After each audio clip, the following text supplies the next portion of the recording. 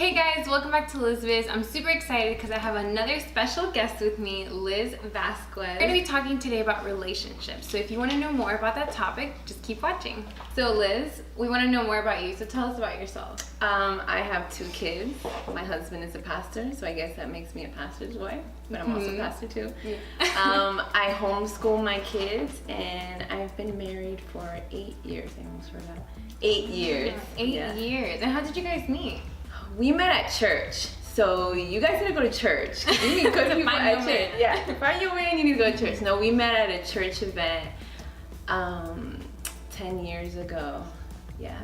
And so how was it when you first met him? Like, did you guys just click the first day you guys saw each other, or it was like... Well, for him, I believe it was love at first sight. But he actually saw me. He has a little story, I won't make it long, but he has a story where he saw me in an elevator 2 years before at another church event. And he just fell in love in that elevator. No, I'm just joking. No, he saw me, he really liked me, but we didn't meet till like 2 years later. Well, I didn't meet him till like 2 years later. And we just started talking, and I felt like there was something different about him. Like, he was just a really cool person, but we took it one step at a time. It wasn't like something that we just jumped into. So how you guys have been together for 8 years, right? What are the most important things that you guys have worked through together to have like a healthy relationship like you guys do now? Yeah, so I think the biggest thing is, of course, I'm going to talk about God as a pastor, but just whether you're a pastor or not, I think the biggest thing is just having a relationship with God first. And so I think that was huge for us, or is huge for us, is putting God first in our lives. And so whenever we put God first in our lives, it's like we just put all of our trust in Him. And when we trust Him, He kind of works everything else out in our lives. And God is able to help us out with just so many things, with communication, with learning how to understand each other and things of that nature. What are the main tips for a healthy relationship? There's a lot of details when it comes to that, but I think one of my favorite things to do is to sit down with a couple before they get married, of course, and just tell them to write down a list of expectations they have for each other.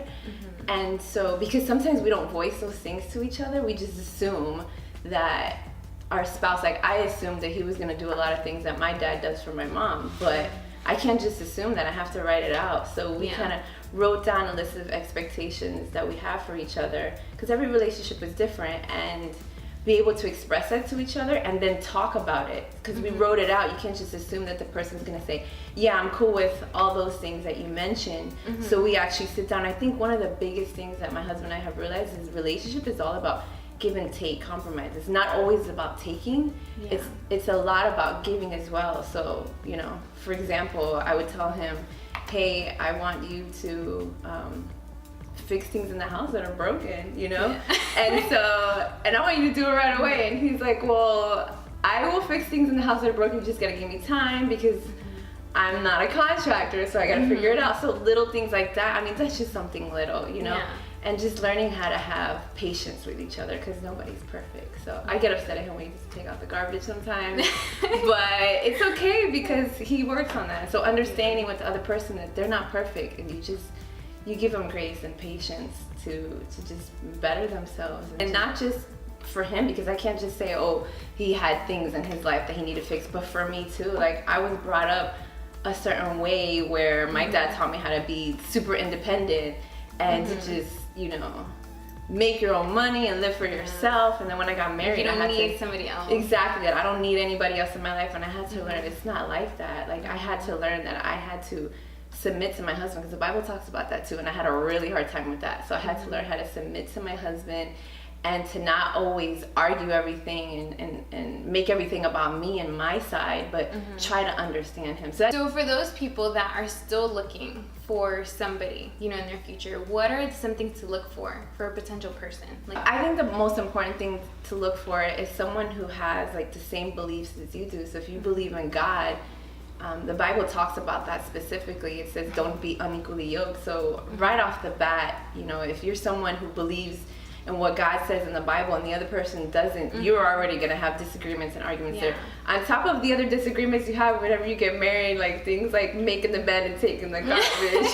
That's like a really big one. Yeah, that already in and of itself is big, but it's super important. And I feel like whenever people ask me that question, I always tell them, find someone who's on the same track as you. So like for my husband and I, when we started talking, it was obvious that he was someone that wanted to be a pastor in the future, or just wanted to be in ministry, just wanted to help people get closer to God. And if I was the kind of person that was like, that's not what I want to, I don't know, I can't handle someone who's working in ministry, or I can't, or they're just on a totally different track, like that's not what I want for my life, then you're gonna have problems. So one of the biggest things I always advise people is find someone who's just on the same track as you. I remember my husband and I, when we first met, I had just came back from a missions trip.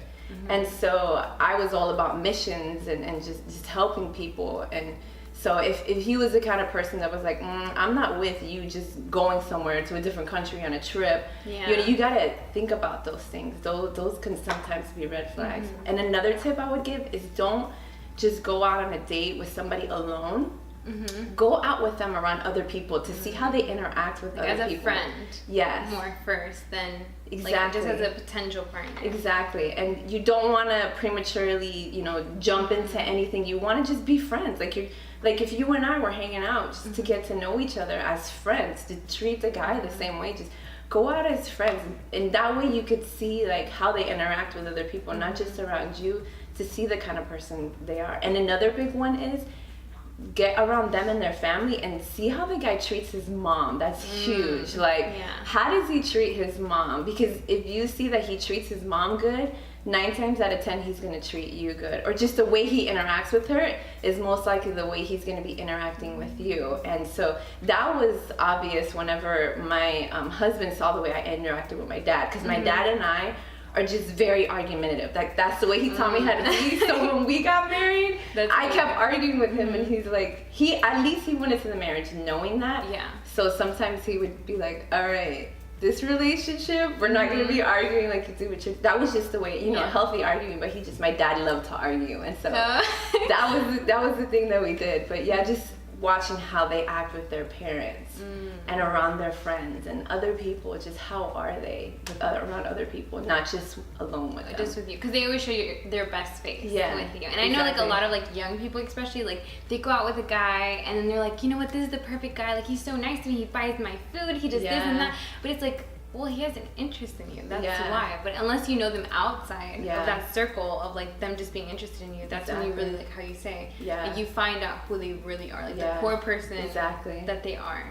So, and I also think that like the best thing is to be a friend before you get married. Yeah, definitely. You need to be friends through your marriage. Yeah, right? Exactly. That's what my husband and I did. I feel like I had a lot of other relationships before him that just were a little messy at times, and I learned that with him, I just wanted to be friends before we got into any type of commitment. Just get to know him before I gave my heart to him, and just to see the kind of person that he was before I completely gave up of myself to him. And what advice do you give to people that are still single and are maybe hoping one day that they get married, so that they're not there yet at that point of marriage? Yeah, I think what's so important is just something that my husband and I always say is be the one before you look for the one. And so that basically means like make yourself a better person. Not that like you're never gonna be perfect, but for example, if I want a guy who's educated and I'm not educating myself, like I'm not going to school,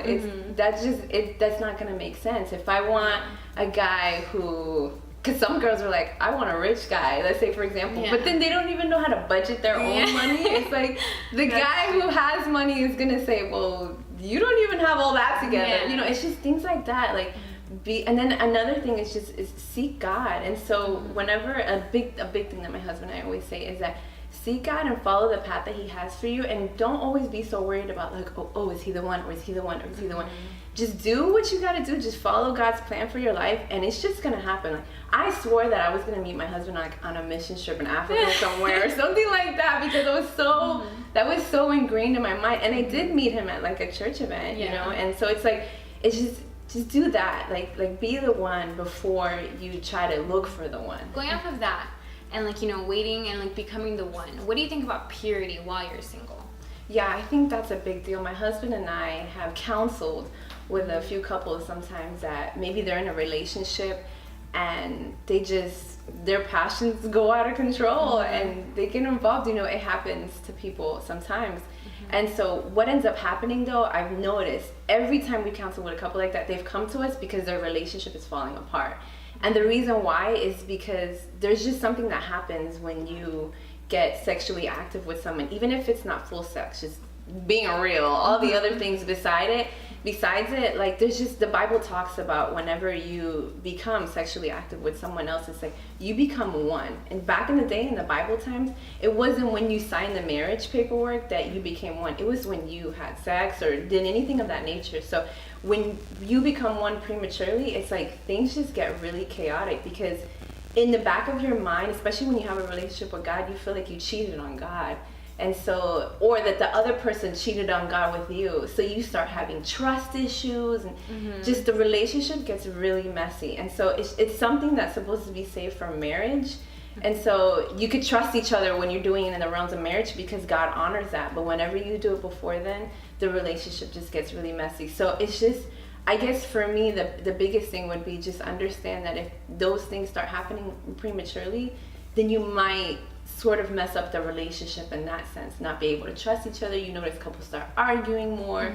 Those are just things that happen. So I would just really advise not to do that, just for that reason. On top of that, just because you want to, you know, preserve your relationship with God. Not that God's going to condemn you and never love you and be there for you, but just, it just helps whenever you don't get things messy in that area. What is something that you wish you would have known when you were younger? You know, or a tip that you wish someone would have told you when you were young? Yeah, I really wish that someone would have told me, and maybe somebody did tell me and I didn't listen. I don't know. We're all stubborn. Yeah, we get really stubborn. When the guy is cute, it's like you just don't listen to anybody else. So yeah, some things that I wish I would have known is not to just jump into relationship. Not to say I love you just prematurely. Just don't give your heart to somebody so quick. And so one of the biggest things that I feel like I did with my husband, or both of us did with each other, is that I feel like it was just not perfect, but it was just awesome the way that our relationship just formed was, and that was because of failed past relationships and learning, is that just like I had said before, just be friends and don't be anything more than friends until you, and I know this sounds extreme, but I told myself my next boyfriend is my husband. So that means that I'm not going to consider you as my boyfriend unless we've already decided we're meant for each other and we're going to get married.